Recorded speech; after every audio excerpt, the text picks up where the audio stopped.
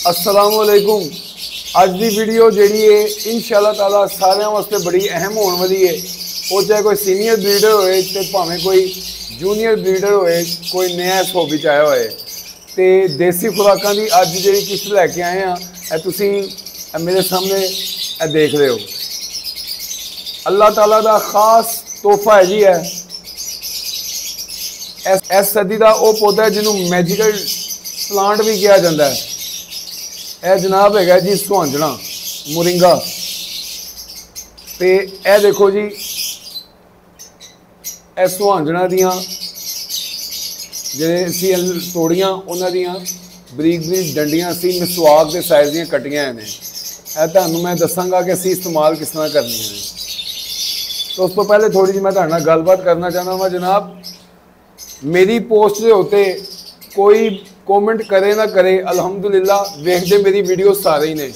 मैंने कल भी एक भाई साहब का फोन आया, साढ़े लाहौर के रहने वाले ने, बड़े मशहूर माशाअल्लाह सीनियर ब्रीडर ने। तो उन्होंने मैनू कहा कि तुसी नैक्सट जी है देसी खुराकों की किस्त कदों जारी कर रहे हो।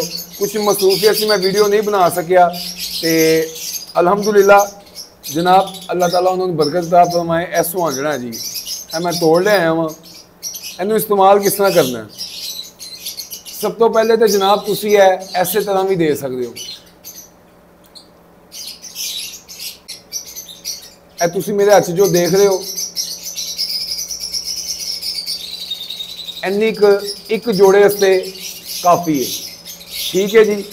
ये शाखा भी होणगियां बरीक बरीक, यह भी तुसी देनियां ने। ये जी अल्लाह ताला ने इन्ने क ज़्यादा फायदे रखे ने सुहांजना दे विच, जिन्हों मोरिंगा भी कहा जाता है।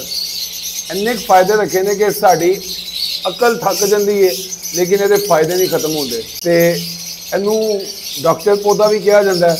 तो डॉक्टर पौधा क्यों कहा जाता है तुम खुद समझ सकते हो। ये प्रीबायोटिक भी है तो एंटीबायोटिक भी है, इस कैल्शियम भी है, इस विटामिन भी ने। ये अल्लाह ताला ने हर खूबी रख दी है माशाअल्लाह। यह अल्लाह ताला की खास करम नवाजी है। तो जनाब यह जड़ियाँ तुसी मैं तुहानूं दिखावां, जो मैं कटियां हैं ने, तो यह मिसवाक के साइज़ दियाँ मैं बना दी। अच्छा जी, यह किस करके है, ब्रीडिंग सीजन शुरू होने वाला लव बर्ड का। तो अल्लाह ताला ने कुदरती तौर के उत्ते बर्ड की है फितरत रखी है कि जिस वक्त फीमेल स्टिक नूं इनू बाइट करेगी, इनू कटेगी तो अपने आप ब्रीडिंग वाल चली जाएगी। यह एक मैजिकल ट्रिक है जिन्हों के जोड़े नहीं लग रहे इस वक्त। कि जी मैनू साढ़े भाई ने सानू मैनू कल दसिया गेट टूगैदर कि जी 6 पेयर मेरे बाउंड नहीं हो रहे, एज भी पूरी है तो लेकिन पेयर बाउंड नहीं हो रहे। तो जिन्हों के जोड़े नहीं बन रहे वो भी इस्तेमाल करान। इन करके किन्नी की तेजी में एक्टिविटी बर्ड करेगा। पिछले साल भी अलहमदुलिल्लाह मैं इस्तेमाल कराए सन, तो अलहमदुलिल्लाह बहुत ज़बरदस्त रिजल्ट रहा सी। तो इस साल भी मैं ब्रीडिंग सीजन शुरू होने तो पहले 2 बारी है चिकन डालना होना वा। अजे बॉक्सिस नहीं लाए, ठीक है, तो अजे मैं डालना लगा वहाँ। ठीक 10 या 12 दिन बाद बॉक्सिस लगा देंगे, या 15 दिन बाद मौसम देख के, बर्ड की पोजीशन देख के बॉक्सिस लगावांगे। जिस टाइम बॉक्सिस लगावांगे उस टाइम फिर एक बारी इस साइज़ की इन्नी स्टिक मैं हर जोड़े में एक पा देंगा। तो जनाब तुसी देसी खुराकों वाल ध्यान करो, मैडिसन छड्ड दिओ। अल्लाह ताला दवाइयां की किसी को लोड़ ना पावे। तुसी इस तरीके दे नाल भी पा सकते हो। उसके बाद तुसी सुहांजना नूं सुका के इनू तुसी सुका लेना है। उसके बाद इनू तुसी जो बिल्कुल खुश्क हो जाएगा इन तुसी ग्राइंड कर लेना है। ठीक है जी। तो ग्राइंड करके पाउडर फॉर्म से लैना है। इस तरीके नाल तुसी उतारोगे तो ऐसे पत्ते हाथ विच रह गए। ठीक है जी, तुसी देख सकते हो ऐसे पत्ते है ने।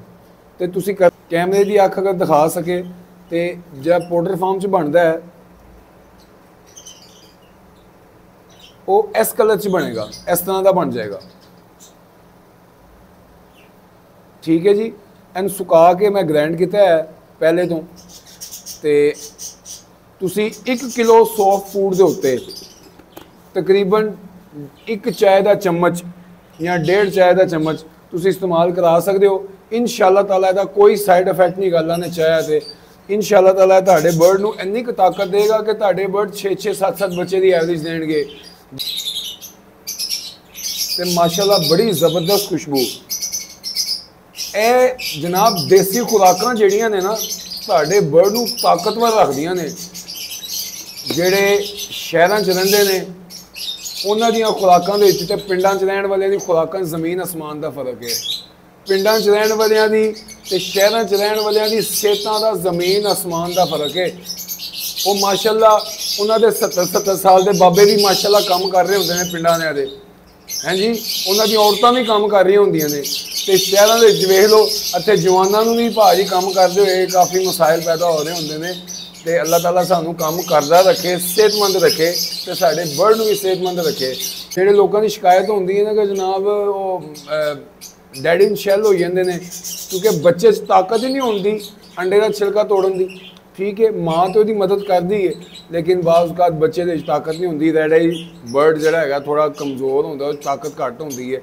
ਤੇ ਜਨਾਬ ਤੁਸੀਂ ਇਸਤੇਮਾਲ ਕਰਕੇ ਚੈੱਕ ਕਰੋ, ਅੱਲਾ ਨੇ ਚਾਹਿਆ ਤਾਂ ਤੁਹਾਡੇ ਕੋਲ 6-6 7-7 ਬੱਚਿਆਂ ਦੀ ਐਵਰੇਜ ਆਏਗੀ ਇਨਸ਼ਾਅੱਲਾ ਤਾਲਾ। ਤੇ ਜਨਾਬ ਅੱਜ ਦੀ ਵੀਡੀਓ ਤੋਂ ਇੰਨਾ ਹੀ। ਤੇ ਦੇਸੀ ਖੁਰਾਕਾਂ ਵੱਲ ਧਿਆਨ ਦਿਓ, ਆਪਣੀ ਬੇਸਿਕਸ ਵੱਲ ਧਿਆਨ ਦਿਓ, ਜਿਹੜੀਆਂ ਚੀਜ਼ਾਂ ਅਸੀਂ ਛੱਡ ਦਿੱਤੀਆਂ ਨੇ ਉਹਨਾਂ ਵੱਲ ਧਿਆਨ ਦਿਓ। ਤੇ ਸਾਡੀ ਵੀਡੀਓ ਪਸੰਦ ਆਈ ਹੈ, ਸਾਡੀ ਟਿਪਸ ਪਸੰਦ ਆਈਆਂ ਨੇ, ਦੇਸੀ ਖੁਰਾਕਾਂ ਤੁਹਾਨੂੰ ਪਸੰਦ ਨੇ, ਤੁਸੀਂ ਆਪਣੀ ਬੇਸਿਕਸ ਨੂੰ ਤੇ ਦੇਸੀ ਖੁਰਾਕਾਂ ਨੂੰ ਪਸੰਦ ਕਰਦੇ ਹੋ ਤਾਂ ਜਨਾਬ ਸਾਡੇ ਨਾਲ ਜੁੜੇ ਰਹੋ।